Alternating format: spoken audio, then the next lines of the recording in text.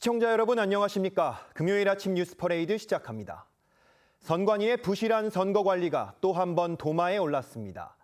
득표수 오기입 사례가 추가적으로 확인된 건데 선관위에 대한 조사가 진행될수록 의혹이 오히려 확산하는 모양새입니다. 우리 국민 10명 중 4명은 이번 지방선거에서 부정이 있었던 걸로 보고 있다는 여론조사 결과도 나왔습니다. 오늘 첫 소식 고희동 기자가 전해드립니다. 중앙선관위가 국정조사 특위 소속 국민의힘 최보현 의원실에 제출한 자료에 따르면 경기 시흥시 의원과 경북 김천시 의원, 경기도의회 비례대표 의원 선거에서 무더기 오기입 사태가 벌어진 것으로 확인됐습니다. 경기도의원 비례대표 선거에선 수원시 팔달구 우만일동 제4투표소에서 새미래민주당이 12표를 획득한 것으로 입력됐지만 실제 표는 1표에 불과했고 7표로 입력된 자유와혁신은 12표, 2표로 입력된 정의당은 실제 7표였습니다. 시흥시 다선거구 신현동 제3투표소에선 재검표 과정에서 무효표와 유효표가 뒤바뀌기도 했는데 안도니 국민의힘 후보가 91표를 받은 것으로 기입됐지만 실제로는 92표를 얻은 것으로 확인됐습니다. 연성동 제2투표소에서는 김진영 민주당 후보가 528표를 받은 것으로 기입됐지만 실제 득표는 529표였습니다. 김천시 가선거구 대곡동 투표소에서도 이복상, 박건우 무소속 후보가 기입된 내용보다 각각 1표씩 더 얻은 것으로 확인됐습니다. 선관위의 선거관리 부실이 반복적으로 드러나고 있는 겁니다. 투표용지 과다 인쇄 시 부정선거 의혹 등이라고 하는 바 이는 본말이 전도된 것이며 이런 가운데 6.3 지방선거에서 의도적으로 투표 결과를 조작하거나 특정 후보에게 유리하도록 선거를 운영하는 등 부정선거가 있었다고 믿는 응답자가 42%에 달하는 것으로 나타났습니다. 특히 20대 이하에서는 부정선거가 있었다고 답한 비율이 과반을 넘었습니다. TV조선 고희동입니다. 이처럼 선거에 대한 불신이 좀처럼 해소되지 않는 가운데 지난 6.3 지방선거에서 불과 44표 차이로 당락이 갈린 경남 통영시장 선거의 재검표가 결정됐습니다. 어제 송파구 개표소에 대한 현장 조사를 벌인 국회 국정조사특위는 250만 장 가까운 투표용지가 보존돼 있다는 사실만 확인하고 조사를 마쳤습니다. 이상배 기자의 보도입니다. 지난 6.3 지방선거에서 가장 뜨거웠던 격전지는 통영시장 선거였습니다. 당시 더불어민주당 강석주 후보는 33,626표를 득표하며 33,582표를 기록한 국민의힘 천영기 후보의 44표 차 신승을 거뒀습니다. 투표지 분류기가 인식하지 못한 미분류표는 2,380표였는데 수작업으로 확인해보니 절반인 1,354표가 유효표로 인정됐고 이 중 천 후보가 얻은 표가 240여 표 더 많았습니다. 천 후보는 투표지 분류기 자체에 오류가 있을 수 있다며 당선 무효 소청을 제기했고 경남도 선관위는 이를 받아들여 전체 투표용지에 대한 재검표를 결정했습니다. 재검표가 받아들여진 건 124표로 승부가 갈린 충북 충주시장 선거에 이어 두 번째입니다. 한편 국회 특위는 어제 송파구 개표소에 대한 현장 조사를 진행했습니다. 특위는 투표지 보관함 개봉이나 수량 확인 등 실질적인 검증 없이 보존 상태만 확인하고 40여 분 만에 내부 조사를 끝냈습니다. 여야 위원들은 보관함 반출에 대해 엇갈린 의견을 내놓았습니다. 이곳에 보관한다는 것은 지금 얼토당토 않은 일인 거예요. 그래서 지금 빨리 더 안정적인 장소로. 지금 함부로 옮기면은 실질적으로 더 큰 오해를 불러일으킬 수 있고 증거인멸 소지가 있기 때문에. 현장에는 경찰 1,500여 명이 투입됐지만 시민들이 진입을 막아서면서 곳곳에서 충돌이 벌어지기도 했습니다. TV조선 이상무입니다. 청와대가 일부 국민의힘 의원들에게 이재명 대통령과의 골프 회동을 제안했던 걸로 파악됐습니다. 골프를 치며 야당 의원들의 쓴소리를 듣겠다는 건데 야당 내부에선 좋은 취지라는 의견도 있지만 협치를 내팽개치면서 무슨 골프냐는 반응도 적지 않았습니다. 김창섭 기자입니다. 지방선거 직후 열린 취임 1주년 기자회견에서 이재명 대통령은 포용과 통합을 언급했습니다. 여당은 그릇이 돼야 됩니다. 걱정하지 마세요. 우리가 잘할게요. 포용, 통합 그런 역할을 잘해야 된다. 청와대가 일부 국민의힘 의원들에게 이 대통령과의 골프 회동을 제안한 것으로 전해졌습니다. 두 차례 골프 제안을 받았다는 국민의힘 신성범 의원은 청와대 핵심 고위 관계자가 지방선거 이후 전화를 걸어와 대통령이 야당 중진들을 만나 쓴소리를 듣고 싶어 한다고 말했다고 했습니다. 다만 신 의원은 골프를 치지 않아 거절했다고 했습니다. 골프 회동을 제안받은 의원들은 대부분 개파색이 옅은 의원들인 것으로 알려졌습니다. 반응은 엇갈렸습니다. 국민의힘 한 중진 의원은 진정성 있게 화합을 이루고자 한다면 만날 것이라며 긍정적으로 평가했습니다. 다만 상임위 독식을 압박하는 상황에서 무슨 골프냐, 협치가 먼저라는 반발도 나왔습니다. 법사위원장 다 가지고 패스트 트랙도 뭐 완전히 이 숙려 기간을 형해화하겠다고 하는데 무슨 대화가 지금 되겠습니까? 과거 오바마 미국 대통령은 재임 당시 야당 지도부와 골프 회동을 가지며 야당과의 협력을 모색한 적이 있습니다. 하지만 우리나라에선 현직 대통령이 야당 의원들과 골프 회동을 가진 적은 없습니다. TV조선 김창섭입니다. 어제 코스피가 8% 가까이 급락하며 다시 7,000선으로 내려앉았습니다. 미국 빅테크 기업 메타가 클라우드 사업을 준비한다는 소식에 AI 과잉 투자 우려가 번졌기 때문인데 반도체 대장주인 SK하이닉스는 17년 만에 최대 낙폭을 기록했습니다. 김자민 기자입니다. 어제 코스피 지수는 7,600선까지 무너졌습니다. 개장 7분 만에 올해 15번째 매도 사이드카가 발동되더니 전날보다 7.8%나 폭락했습니다. 원인은 미국발 메타 쇼크였습니다. 인스타그램, 페이스북 등을 운영하는 빅테크 메타가 데이터 센터에서 남는 자원을 외부에 판매하는 클라우드 사업을 준비한다는 소식을 전한 겁니다. 시장은 이를 AI 인프라 공급이 과잉 국면에 접어드는 신호로 받아들였습니다. 이 영향으로 반도체 대장주인 삼성전자는 9%, SK하이닉스는 14% 폭락했습니다. SK하이닉스와 삼성전자를 추종하는 레버리지 ETF가 변동성을 키운 것도 폭락의 원인으로 꼽힙니다. Those things are actually triggering the circuit breakers in the KOSPI index, and some of that is being contagious all the way into the United States for the Philadelphia Semiconductor Index as well. 삼성전자와 SK하이닉스 폭락 영향으로 현지 시간 2일 미국 반도체주도 동반 하락했습니다. 인텔과 마이크론이 각각 5%, 샌디스크가 14% 넘게 떨어졌고 반도체주 하락을 촉발한 메타도 5% 가까이 하락했습니다. 일각에선 AI 투자 거품론 우려가 지나치다는 시각도 있지만 당분간 시장 변동성은 이어질 것이란 전망이 나옵니다. TV조선 김자민입니다. 경찰이 홍명보 전 축구 국가대표팀 감독 선임 과정에 정몽규 대한축구협회장이 부당하게 개입했다는 의혹을 들여다보기로 했습니다. 고발이 접수되고 2년간 미적이다. 월드컵 졸전으로 여론이 악화되고 정치권까지 나서자 뒤늦게 수사에 착수한 건데요. 이런 가운데 홍 전 감독은 돌연 미국으로 출국했습니다. 구자형 기자입니다. 북중미 월드컵 32강 진출에 실패한 뒤 공항으로 돌아와 입을 굳게 다문 홍명보 전 감독. 실망한 팬들에게 설명하실 생각 없으십니까? 홍 전 감독이 선임된 지난 2024년 정몽규 대한축구협회장은 감독 선임 과정에 부당하게 개입했다는 의혹으로 경찰에 고발됐습니다. 하지만 수사를 담당했던 서울 종로경찰서는 2년 넘도록 별다른 결론을 내지 않은 채 사건을 갖고만 있었습니다. 월드컵 성적 부진으로 홍 전 감독에 대한 비판 여론이 들끓고 대통령까지 나서 축구협회와 홍 전 감독을 저격하자 서울경찰청 광역수사단이 사건을 넘겨받아 직접 수사하기로 했습니다. 한 시민단체도 2년 전엔 고발 대상에 없었던 홍 전 감독을 추가 고발했습니다. 똑같이 적용을 했어요. 방요, 협박, 업무방해, 업무상 배임 이걸 같이 정범으로 막.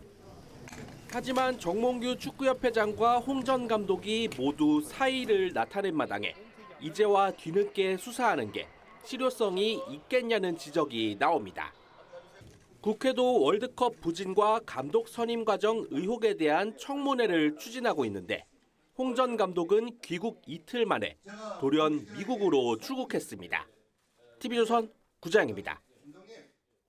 호남을 비롯해 반도체 공장에 1,500조 원을 투자한다는 3대 메가 프로젝트가 이번 주 온 나라를 들썩이게 만들었습니다. 이런 가운데 여당은 법사위를 비롯한 상임위 구성을 강행하며 후반기 국회 독주를 예고했습니다. 이 정치권 소식 노동일 파이낸셜 뉴스 주필과 함께 자세히 짚어보겠습니다. 안녕하십니까? 네, 안녕하세요. 이 청와대에서 3대 메가 프로젝트를 발표한 이재명 대통령이 광주와 충남에 이어 오늘은 영남에서 국민보고회를 엽니다. 이번 주 내내 메가 프로젝트에 올인하는 모양새인데 이 대통령의 행보 좀 어떻게 보셨습니까? 글쎄요, 정말 낯선 숫자죠. 김용범 정치실장이 얘기한 대로 들으면 정말 깜짝 놀랄 숫자입니다. 4,700조 원, 1,500조 원, 800조 원. 이런 숫자가 과연 가능한지 좀 의문이 들 정도인데 어쨌든 뭐 가능하다면 결국 근데 최종적인 투자 결정과 투자 집행은 기업이 하는 거 아니겠습니까? 네. 기업들이 이걸 투자하고 그걸 공장을 돌려서 경제성을 있는지 없는지 판단해서 해야 되는 그런 것들인데 글쎄요, 대통령이 이렇게 앞장서 가지고 그야말로 저 3대 프로젝트를 선전하는 그런 모양을 보이고 있고 기업들은 뒤에 따라가는 모습을 보이고 있는 조금 낯선 모습입니다. 기업들이 앞장서고 정부는 그에 대해 뒷받침하겠다, 인프라를 깔아주겠다, 또 용수를 원활하게 공급하겠다 이런 쪽으로 가야 되는데 너무 대통령이 앞장서고 기업들은 뒤를 따르는 모양새가 되는 것 이런 것들은 조금 낯선 모양 아닌가. 그리고 이렇게 대통령이 전국을 돌면서 이와 같이 얘기하는 것은 일부에서 얘기하는데 저는 믿지는 않습니다만 전당대용이다 이렇게 얘기하고 있지 않습니까?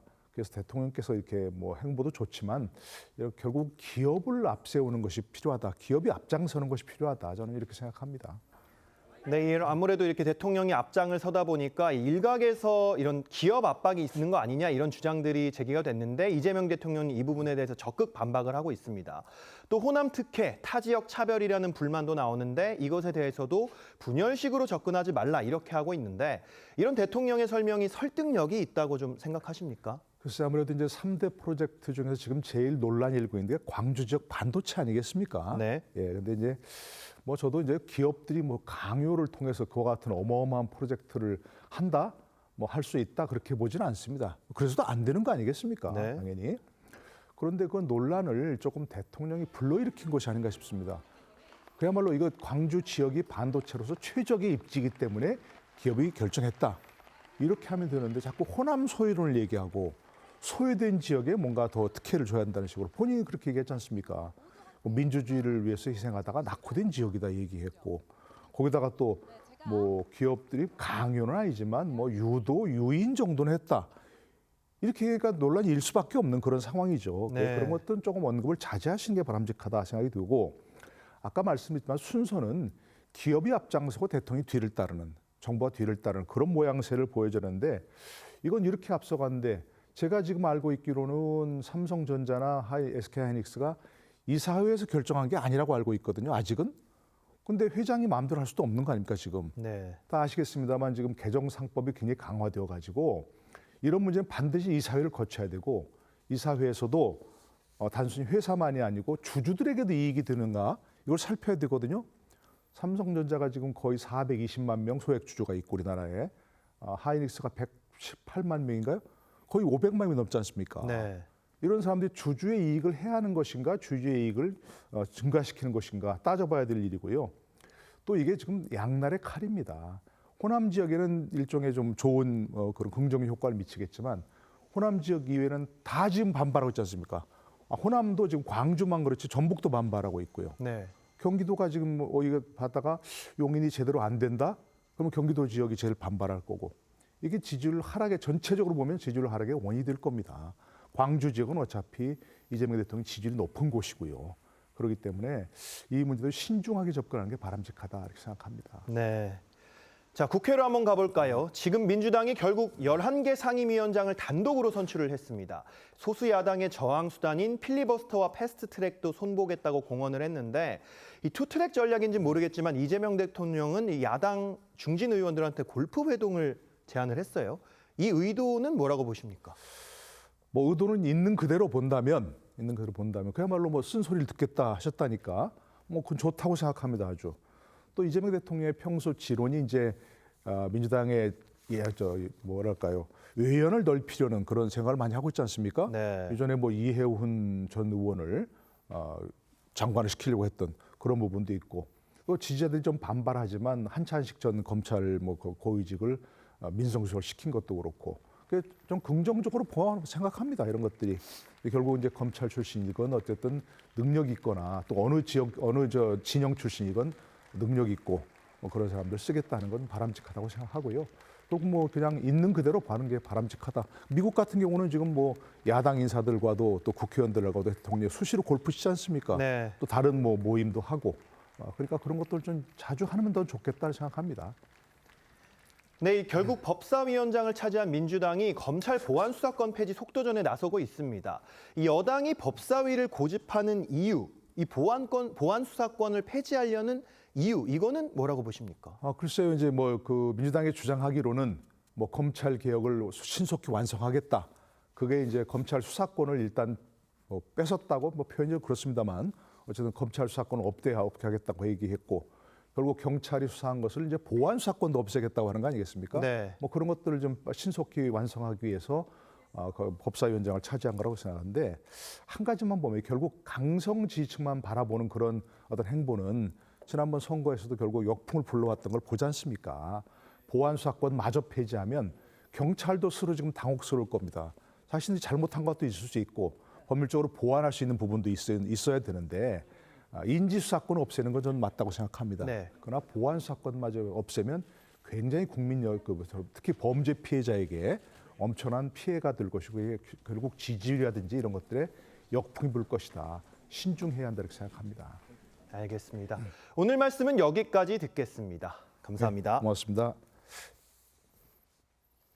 경남 거제의 한 미용실에서 대낮에 흉기 난동 사건이 벌어졌습니다. 80대 남성이 미용사와 다른 손님에게 흉기를 휘두른 건데, 그 이유가 과거에 이 미용실에서 받았던 머리 손질이 마음에 들지 않아서였습니다. 이성진 기자가 보도합니다. 흰 중절모를 쓴 남성이 미용실로 들어갑니다. 잠시 후 한 손으로 배를 움켜쥔 미용사가 뛰쳐나오더니 목에 수건을 두른 40대 남성도 황급히 빠져나옵니다. 오전 11시 25분쯤 경남 거제시 한 미용실에서 80대 남성이 흉기 난동을 벌였습니다. 비명소리 들리더라고. 그래 막 뛰쳐나가니까 이렇게 움켜쥐고 피를 쏟으니까 막 달려오더니 막. 80대 남성이 휘두른 흉기에 30대 여직원은 팔과 복부를 크게 다쳤고 40대 남성도 목 부위에 부상을 입었습니다. 다행히 두 사람 모두 생명에 지장은 없는 것으로 확인됐습니다. 가해 남성은 범행 직후 도망치지 않고 미용실에 머물다 붙잡힌 것으로 파악됐습니다. 현장에 있던 다른 직원들이 도망치지 못하게 출입문을 막자 도주를 포기한 것으로 경찰은 보고 있습니다. 남성은 사전에 흉기를 준비해 미용실을 찾은 것으로 파악됐습니다. 해당 미용실은 남성 커트와 염색을 전문으로 하는 곳인데, 경찰 조사에서 가해 남성은 머리 손질에 불만이 있었다는 취지로 진술했습니다. 미용실 이용 이후에 자기가 뭐 앙심을 품고 억울함이 있어서 갔다고. 경찰은 범행 경위를 조사한 뒤 살인 미수 혐의를 적용해 구속영장을 신청할 예정입니다. TV조선 이성진입니다. 오늘 아침 가장 뜨거운 뉴스만 콕 집어 전해드립니다. 키워드 나우 시작합니다. 오늘 첫 번째 키워드, 분리 신분증입니다. 서울 시내 전자담배 자동 판매기 10대 중 4대가 위변조 신분증을 걸러내지 못하는 걸로 확인됐습니다. 공룡 캐릭터 둘리의 사진을 넣은 신분증을 넣고도 전자담배를 살 수 있었던 건데요. 자동 판매기 415대 중 168대는 위변조 신분증으로 인증이 통과됐고, 112대는 서울시가 준비한 위변조 신분증 5개 모두 걸러내지 못했습니다. 급증하는 청소년들의 전자담배 흡연율에 이렇게 허술한 자판기가 한몫하고 있는 거 아닐까 하는데요. 어떻게 버젓이 허가를 받아 설치되는지 선뜻 이해가 가지 않습니다. 두 번째 키워드는 반려 로봇입니다. 중국에서 실제 사람과 흡사한 외형을 지닌 일명 반려 로봇이 등장해 화제입니다. 이 로봇은 사람의 피부 질감과 혈관 등을 구현한 휴머노이드 로봇인데요. 가사 노동을 대신 해주는 건 물론이고 연인이나 친구처럼 정서적인 교감까지 나눌 수 있다고 합니다. 기본형은 2,700만 원, 고급형은 2억 원이 넘는데도 벌써 13,000대가 사전 예약됐다고 하는데요. 휴머노이드 로봇이 정말 인생의 반려자가 될 수 있을까요? 오늘 세 번째 키워드는 황정민 술톤입니다. 배우 황정민 씨의 한층 달라진 비주얼이 화제가 되고 있습니다. 영화계 대표 애주가로 알려진 황정민 씨는 늘 붉은 피부톤 때문에 술톤이라는 별명으로 불렸는데요. 최근 영화 홍보를 위해 출연한 영상에서 평소보다 맑아진 피부톤이 화제가 됐습니다. 비결은 다름 아닌 2년간 실천한 금주였다고 합니다. 술을 이제 안 먹으니까 너무 좋긴 해요. 그죠, 형? 너무 좋아. 형 뭐가 일단 가장 좋아요? 술 끊으니까? 그러니까 온 장기가 이제 제대로 움직이는 걸 느껴. 너무 상쾌하죠. 아침 일어나. 이렇게 상쾌하구나를 많이 느껴. 영상엔 나도 술 끊어야겠다는 댓글들이 줄을 이었는데요. 그 결심 꼭 실천하시기를 응원하겠습니다. 지금까지 키워드 나우였습니다.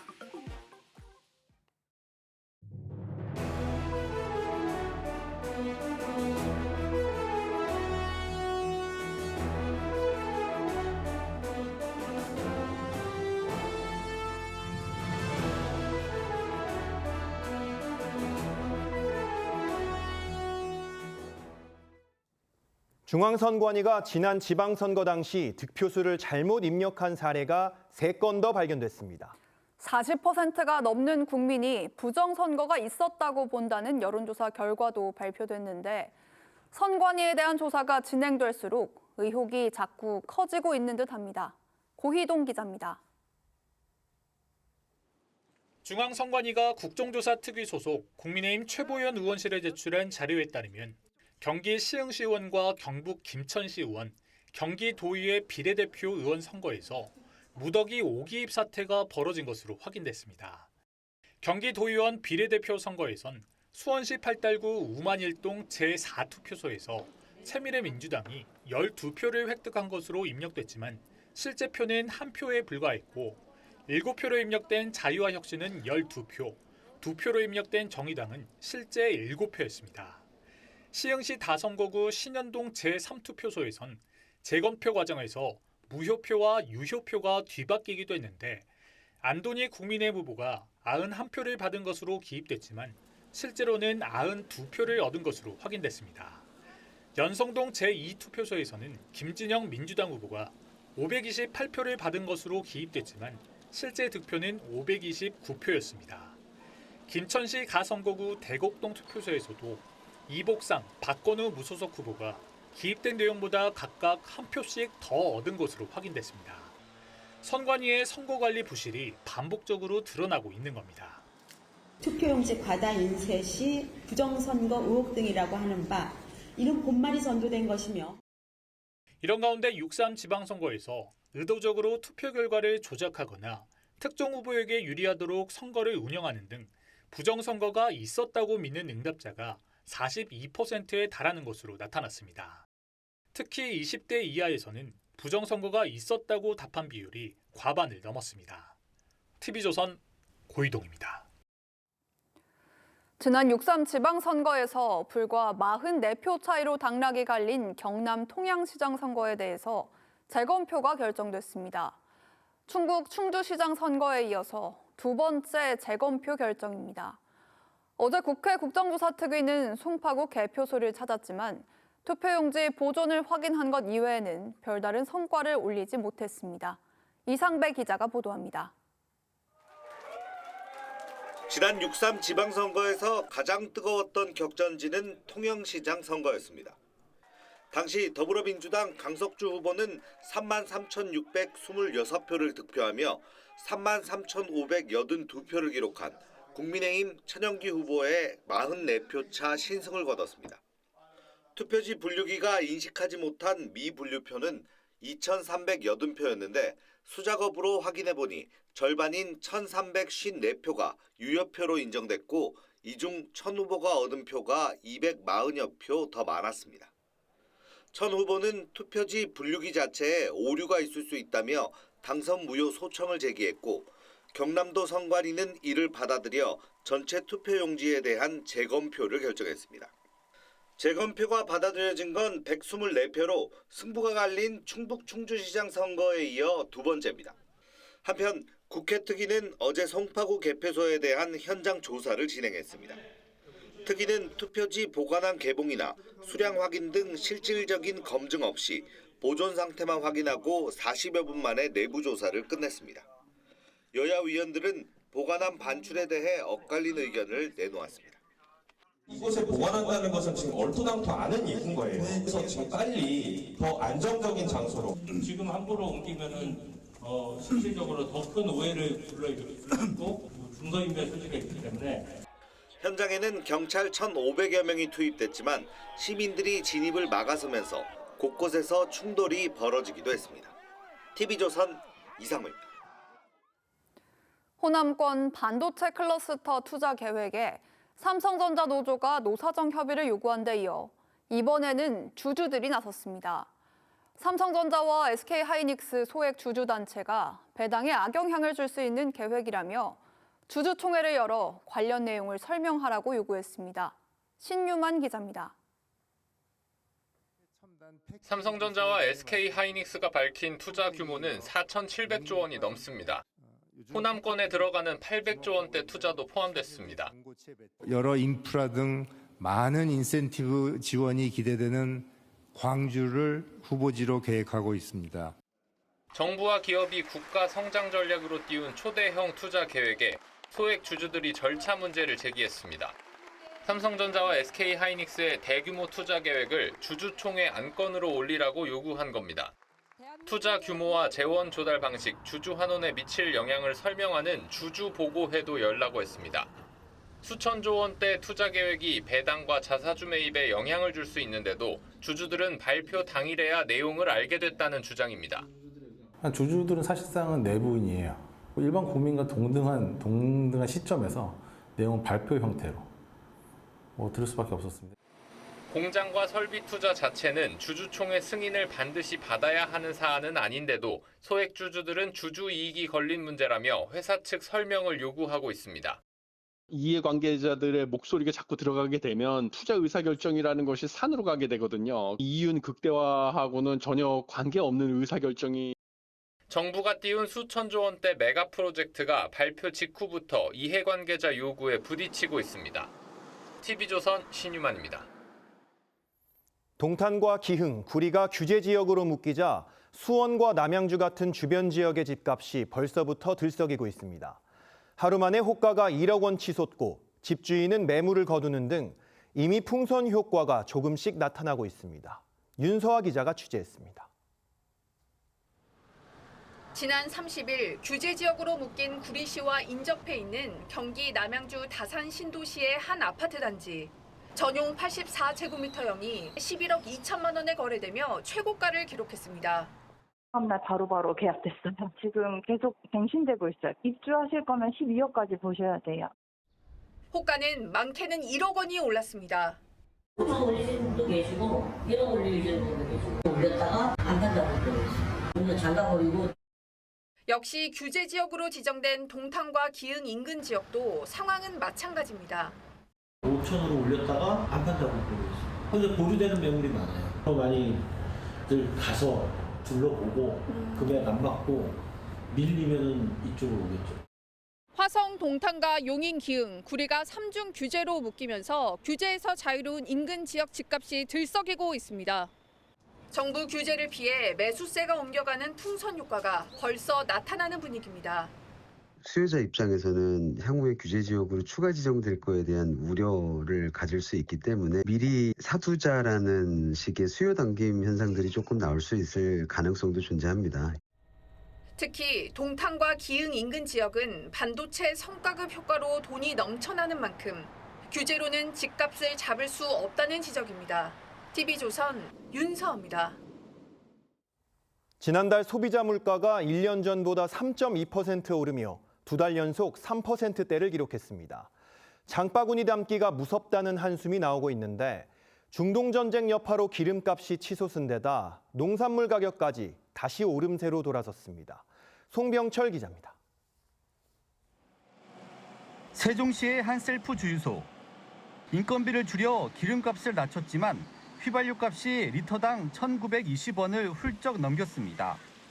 차량 운전자나 배달원의 한숨이 깊어집니다. 20만 원 정도 들어가서 장거리 뛸 때는 하고는 차이가 크게 나요.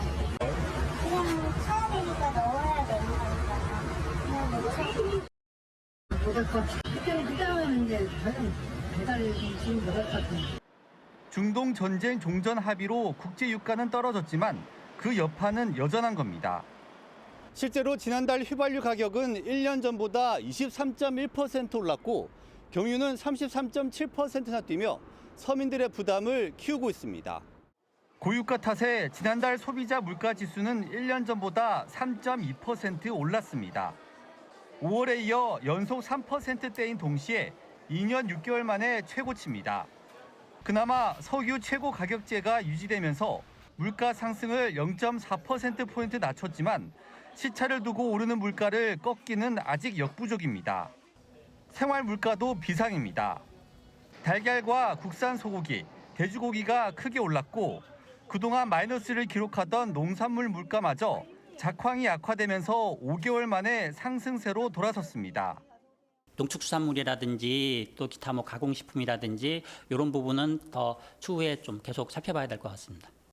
물가 안정을 위해 이번 달 기준금리 인상까지 사실상 예고돼 있어 서민들의 살림살이는 갈수록 팍팍해지고 있습니다.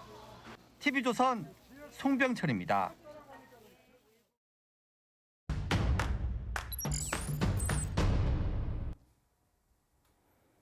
요즘 여가 시간 TV 대신에 스마트폰으로 1분짜리 짧은 영상 넘겨보는 분들 많으실 텐데요.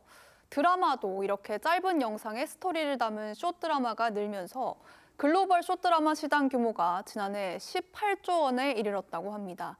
숏드라마의 인기 이유, 최보윤 조선일보 기자와 자세히 짚어보겠습니다. 안녕하세요. 안녕하세요. 네, 최 기자, 일단 숏폼이라고 하면은 영상 길이 자체가 5분도 안 되는 건데 이렇게 짧은 영상에 어떻게 드라마의 내용을 담는지 궁금하거든요.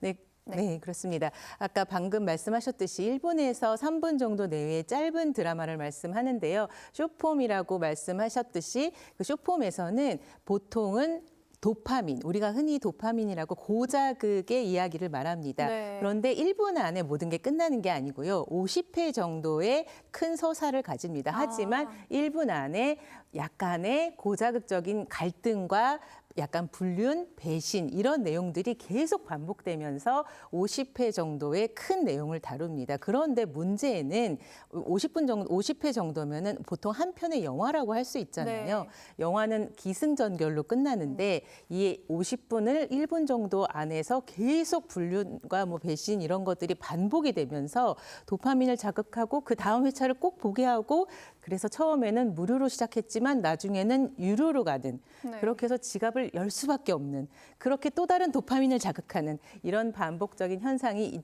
있는 그런 새로운 형태의 플랫폼이라고 할 수 있습니다. 네, 그러니까 결론을 알고 싶으면은 돈을 써서 마지막 회를 봐라 뭐 이런 거네요. 네. 최근에는 천만 영화 극한 직업을 만든 이병헌 감독도 숏폼 드라마를 제작했다고 하는데 이 영상 화면으로 보시고 이야기 이어가겠습니다.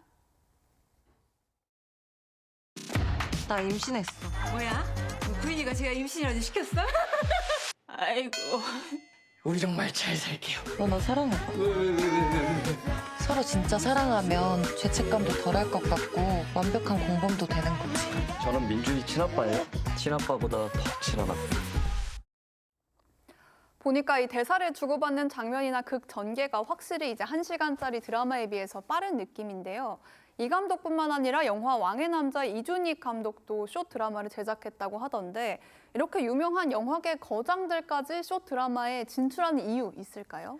네, 이제는 피할 수 없는 하나의 좀 트렌드라고 할 수 있겠는데요. 생태계가 그만큼 변했다고 볼 수 있습니다. 네. 사실 애 아빠는 남사친 이거 극장에서 보라고 하면 좀 보실 수 있으실 것 같으세요?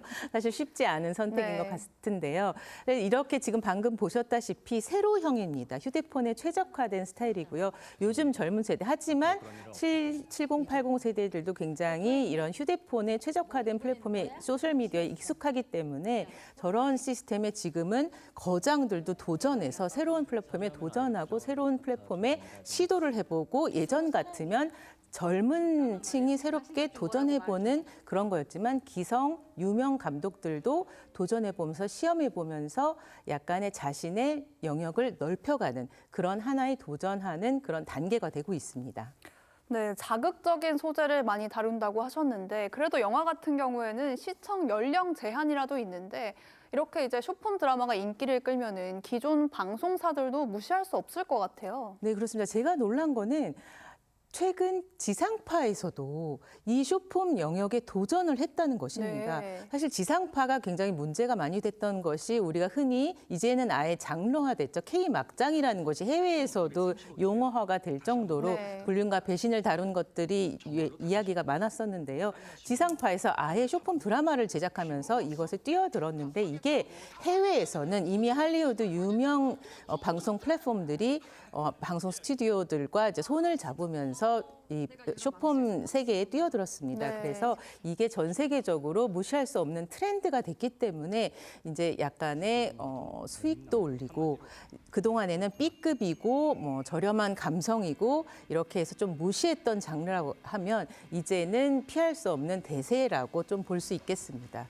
네, 그럼 이런 대세가 일시적인 유행에 그칠지 아니면 쭉 이어질지도 좀 궁금한데 이렇게 되면은 좀 서사가 잔잔하고 느린 기존의 드라마들은 유행이 좀 떨어질까요? 어떻게 생각하세요? 예, 지금 사실은 이게 새로운 트렌드라고 하지만 국내에는 굉장한 위협이라고 할 수 네. 있습니다. 그리고 특히 이 시장의 거의 90%를 중국 시장이 주도를 하고 있고 그리고 거대 할리우드 세력들이 또 주목을 하고 있고 이리고 어떻게 보면은 K 드라마나 K 컬처가 굉장히 세계에서 주목받는 컨텐츠인데 지금 우리의 헐이라고 하는 미니 시리즈나 굉장히 좋은 중가 예산의 네. 영화들이 무너지고 있거든요. 그래서 좋은 호흡의 드라마들 그리고 좋은 대사가 있는 드라마들이 지금 약간 시청률이나 이런 점에서 조금 외면받는 게 있습니다. 이제 해외에서는 이 숏폼이 하나의 플랫폼이나 그런 OTT 스트리밍보다는 게임에 더 맞는 것이다. 그래서 흔히 말하는 팝콘 브레인 효과라는 네. 게 있는데요.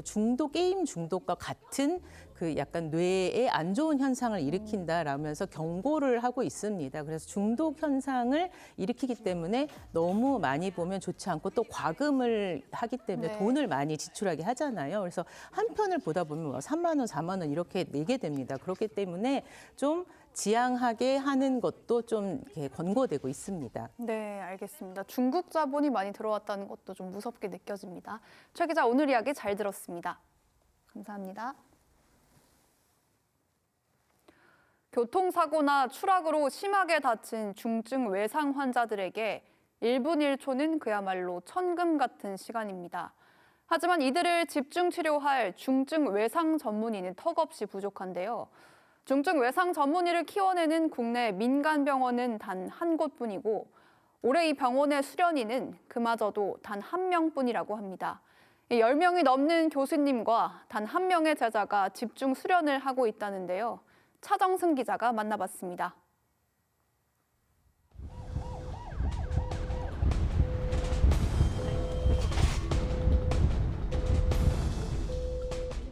중증 외상을 수련 중인 이승훈 씨가 환자 상태를 꼼꼼히 살핍니다. 건물 7층에서 떨어진 20대 환자는 크게 다쳐 아직 의식이 없습니다. 깨워본 적 있나요? 네, 깨워봤었는데 그때 시저하셔가지고. 손을 깨끗이 소독하고 들어간 곳은 신경외과 수술실. 척추 수술을 하며 지도 교수에게 도제식 교육을 받습니다. 여기까지 이제 라미넥토미를 해줘야 돼. 네. 그래야지 여기 그 베안톤 플라붐이 끝나는 자리가 딱 나오거든. 일주일에 한 번 다양한 분야의 교수 10여 명과 함께 여러 외상을 주제로 공부도 합니다. 빈자리로 인해서 생겼을 가능성이 있고 특별히 추후에 좀 봐야 될 것 같습니다. 근데 선생님한테 컨설팅 내놓을게요. 워드 올라갈 거거든요. 네, 알겠습니다. 현재 전국에서 중증 외상 수련 과정을 밟고 있는 의사는 모두 3명. 민간 수련센터인 고대 구로병원에는 이 씨가 유일합니다. 고대구로병원은 2014년 전국 유일의 중증 외상 전문의 수련센터로 지정됐고 지금까지 외상 세부 전문의 26명을 배출했습니다. 외상을 자기의 업으로 삼고 평생을 하겠다는 사람을 길러내는 곳입니다. 제자를 가르쳐서 수련기관에 보내고 그들이 또 다음 세대를 교육하는 게 될 겁니다. 그렇게. 지난해 정부 예산 9억 원이 삭감되며 한때 문 닫을 위기를 겪기도 했습니다. 수익성 꼴찌라는 이유로 정리 대상 1호라는 오명을 얻기도 하지만 중증 외상 전문의는 국민의 생명을 지키기 위한 필수 인력입니다. 생명을 살리는데 앞다퉈서 치료를 할 수 있다는 게 가장 큰 매력이라고 생각하고 일상생활을 복귀하시는 모습을 보면 그 부분이 가장 뿌듯하다고 느끼고 있습니다. TV조선 차정수입니다.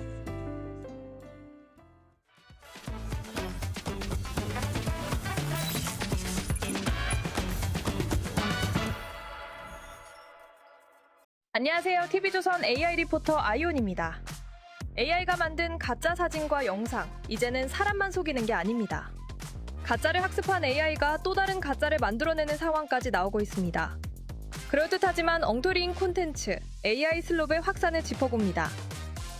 관중석에서 환하게 웃는 여성, 긴박하게 탈출한 듯한 동물 사진, 실제 전쟁 장면처럼 보이는 짧은 영상까지 겉보기에는 진짜 같지만 사실관계가 틀렸거나 맥락 없이 조회수만 노린 저품질 콘텐츠, 이른바 AI 슬롭입니다. 피해 우려도 커지고 있습니다. 가짜 의사가 등장해 검증되지 않은 제품을 치료제처럼 소개하는 영상이 퍼지고 있습니다. 그럴듯한 가짜 콘텐츠가 사람들의 판단까지 흔들 수 있는 겁니다. 문제는 AI 슬롭이 계속 증식한다는 점입니다. 조회수를 얻은 가짜 콘텐츠는 비슷한 방식으로 또 만들어지고 인터넷과 SNS에 쌓입니다. 이 일부가 AI 학습 데이터로 들어가면 답변 품질이 흔들리고 그럴듯한 거짓 정보를 내놓는 환각 현상도 잦아질 수 있습니다. 가짜가 가짜를 낳는 이른바 슬롭 루프입니다. 특히 우리나라가 AI 슬롭에 취약하다는 조사 결과도 나왔습니다. 짧고 자극적인 영상이 빠르게 퍼지고 조회수가 돈이 되는 구조에서는 그럴듯한 가짜 콘텐츠가 더 쉽게 만들어질 수 있기 때문입니다. 플랫폼들도 대응에 나서고 있습니다. 반복적이고 대량 생산된 콘텐츠의 수익화를 제한하고 검색 품질을 떨어뜨리는 자동 생성 콘텐츠를 걸러내려는 움직임도 이어지고 있습니다. 하지만 기술적 대응만으로는 한계가 있습니다. AI 기술이 고도화될수록 중요해지는 것은 콘텐츠를 만들어내는 AI의 생성 속도가 아니라 진짜와 가짜를 구분하는 사람의 검증 능력입니다. 계속해서 증시 상황 알아봅니다. 미국 고용 준화에도 뉴욕 기술주는 약세였습니다. 전날 급락한 코스피, 오늘은 반등할 수 있을까요? 3대 AI의 전망 알아봅니다. 챗GPT는 반등 시도에도 경계감이 우세하다고 봤습니다. 변수는 외국인 매도, 주목 업종은 반도체, 투자 심리는 경계입니다. 제미나이는 반발 매수는 가능하지만 상방은 제한적이라고 전망했습니다. 역시 외국인 매도 강도를 핵심 변수로 반도체를 주목 업종으로 꼽았습니다. 클로드는 기술적 반등은 가능해도 변동성은 계속된다고 봤습니다. 미국 고용 준화와 삼성전자 호재에도 투자 심리는 경계로 유지했습니다. 오늘 증시는 반등을 시도하겠지만 외국인 수급과 변동성이라는 두 벽을 넘을지가 관건입니다.